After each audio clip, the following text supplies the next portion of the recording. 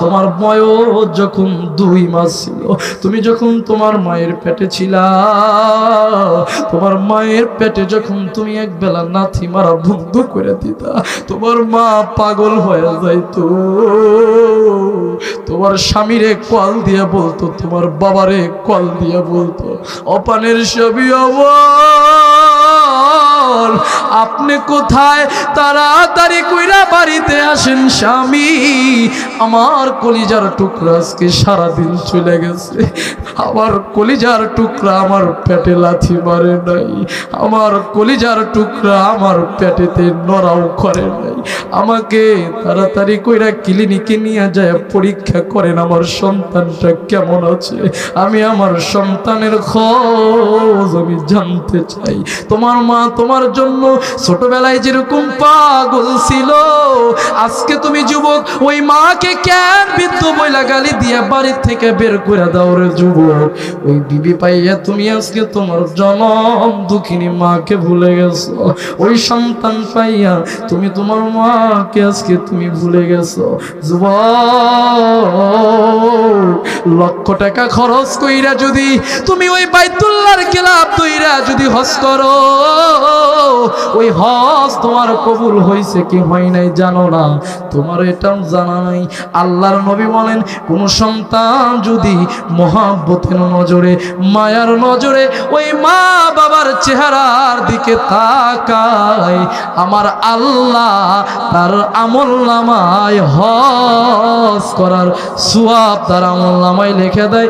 জোরে জোরে কোন সুবহানাল্লাহ। ওই মাকে আমরা ভালোবাসবো কি বাসবো না? এই জোরে কোন, এই আপনার কথা কন না কেন? কষ্ট লাগে, খারাপ লাগে? ও আমার গোপালনগর যুবক, দিলের কান দিয়ে শুনবার বাবা, দুনিয়াটা কিছুই না। যেদিন তুমি ছোটবেলায় যখন তুমি ছোট্ট ছিলা, তোমার বাবার হাত ধইরা ধইরা যখন তুমি বাহিরে যাইতা, তোমার বাবাকে তুমি বারবার ডাক দিয়া বলতা, বাবা গো, ওই যে আকাশে গাছের উপরে ওটা কি দেখা যায়? তোমার বাবা বলতো ওটা পাখি। তুমি আবার বলতা, বাবা ওই যে গাছের উপরে দাঁড়িয়ে আছে ওটা কি দেখা যায়? তোমার বাবা বলতো ওটা পাখি। তোমার বাবাকে তুমি তৃতীয় নাম্বার বলতে, বাবা ওই যে গাছের উপরে ওটা কি দেখা যায়?